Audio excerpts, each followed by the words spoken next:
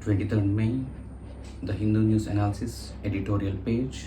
We are having very interesting article between China, Russia summit and how this is going to impact our nation India. The title, a no limit bromance that is not just a bilateral matter. When we are going, obviously this comes under GS2 international relations. Kindly focus on this bilateral, regional, global groupings agreements involving India and or affecting India's interest.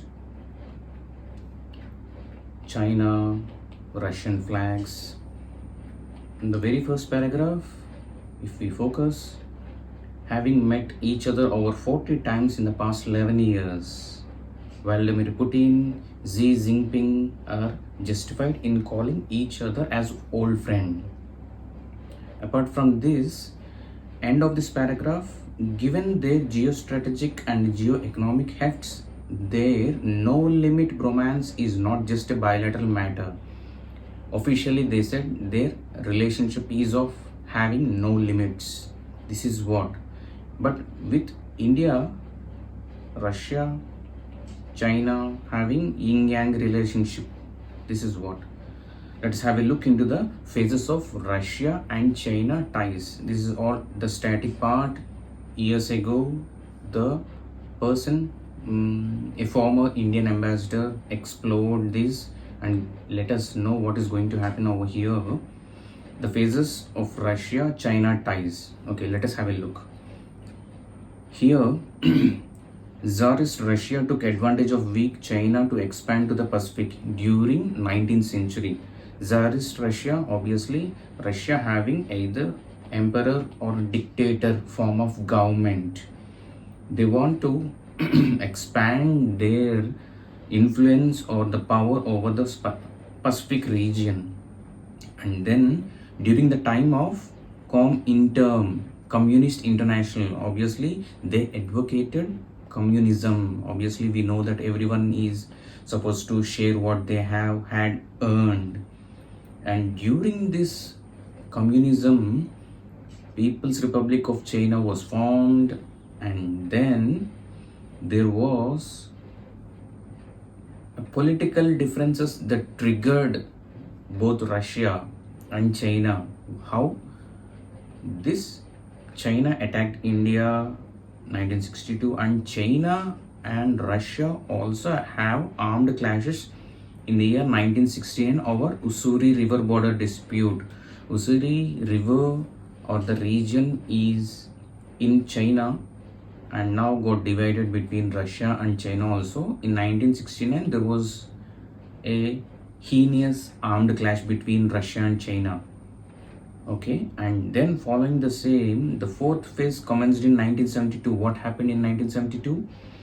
United States President Richard Nixon visited Beijing. Why? Because he wants to cut the relationship between, or the friendly or relationship, some other relationship between China and Russia, aimed at winning China from Russia. And then what had happened following the same? This is the static relations between China, Russia, and also here comes the USA. In the paradigm shift, yes, China tilted towards Western countries. And then there was a politician, Xi Jinping. He is having 4 modernizations. What are they? Being a politician, why does he is having 4 modernizations in his mind? Because he want to revive the Chinese economy and focusing on what are those modernizations. The number 1 on agriculture, industry, science and technology, and military. And he want to go advanced in this modernization with the help of Western nations. That helped a relation between China and USA is what the former ambassador wants us to know. And this politician Xi Jinping believing that prosperity would make China a more liberal society. And then the other part, a violent suppression was taken in China. This also helped USA to come forward and to attract China in some other ways. Let us have a look. What is this? Tiananmen Square protest in 1989. What is this protest? This protest is a student-led protest. Why? The students formed to end corruption in China Communist Party, and also they want democratic reforms. Also they need freedom of speech. These are some of the demands of the protest. So what the Chinese government had done in the year 1989, they violently suppressed by implementing martial law. This attracted USA, and then what had happened? The West continued to lavish China. What they have done, the USA, Western nations, investments, technology transfer, market access, diplomatic support over the next 3 decades, transforming China into world's factory. Quite important. We can make use of this in maybe in essay, obviously in the GS to answer writing with respect to international relations, and also the political science international relations optional subject. Here what had happened, meanwhile Moscow Beijing ties shattered because of Soviet Union imploded and Russian Federation came into play, and then geopolitical competition started. And the next phase, these are all the static data. The next phase from 2012, what happened? China's growing assertiveness, in the sense China's is becoming the hub, maybe in technology or whatever it is. It alarmed the US, and the US have launched Pivot Asia. Pivot is a other topic, also important with respect to IR. Let's discuss in some other class. Unveiling hard-earned policies too. They want to suppress the China again. Since 2012, there was a growing friction between China, Russia, and famously declared after Beijing summit in Feb 2022. And then they came together in publicly. They have some agenda quoting no limits. Why? After this, Putin launched, obviously we know, Russia-Ukraine military operation, so-called, against Ukraine. The West responded angrily on Russia, on impending the sanctions on Moscow to cripple Russia. This is what the other wants us to know. And then China helped. China also helped. Also, the China is also having some economic pressure from Western nations. Also, it helped Russia. This is what, maybe secretly. Over the past 2 years, their convergence against the West has triggered a lot of quantitative and qualitative surge. How this surge? Their trade has reached 240 billions in 2023, having grown over 26% since 2022. This is what, there was a growth of 26%, the author says, obviously. And again, the rest of the paragraph says China traded 575 billion with US in 2023, twice its trade with Russia. Okay, in comparison with India's 2023-24 annual trade with USA, China was 118 billion each, and with Russia just 66 billion. This is the background, and let us know what the summit wants the world to know. The message in the joint statement of Beijing summit.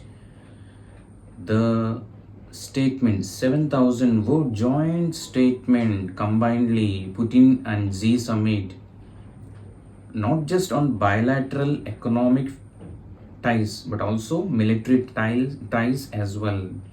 Apart from this, if we go into this paragraph, the Beijing summit likely impact needs analysis. Who needs analysis? Yes, India needs analysis on both short-term and long-term analysis is required. Why? See here, following the same, the supply of dual-use materials needed by Russia for its Ukraine campaign supplied by China. In return, what the China is expecting? Raw materials from Russia, mining rights in Siberia. This is how, and also the critical technologies such as avionics, simply equipment required for electronic and electrical equipment manufacturing of aviation sector. And then following the next paragraph, simple, Beijing may have motives quietly supporting Russia and also having some dependency on friendly relations with the US. And in the long run, let us have a look onto analysis of long run between China and Russia, how is going to impact on India is the following paragraphs. In the long run, the summit may have even more profound fallout. Why? China want to continue its profitable economic engagement with both Russia and the Western nations. But the Western nations are in contradictory fights with the Russia. So there may be a profound fallout.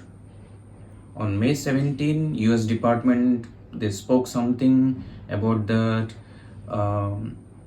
the continued Western pressure may force it play on Russia cards in high stake, this couple, okay, Cold War. So they are telling that US spokesman telling that the China is having dual relationship with both Russia and US also, because the spokesman remembering that China driven global construct. China is part of BRICS, Shanghai Cooperation Organization, Investment Bank, BRI. So there is a high possibility of new global polarization.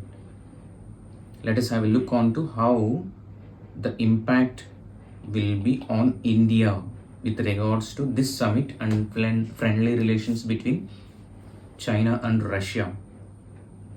The Beijing summit would have far-reaching implications, obviously. There are some challenges and opportunities. Let us have a look. What are those challenges? Challenges because both the leaders are strong. Even though mentioning here, even though Russia's GDP is currently less than the 1/7 of China, but Ukraine war, sanctions, because of Ukraine war and because of sanctions, there is a bilateral history between Russia and China. Though Moscow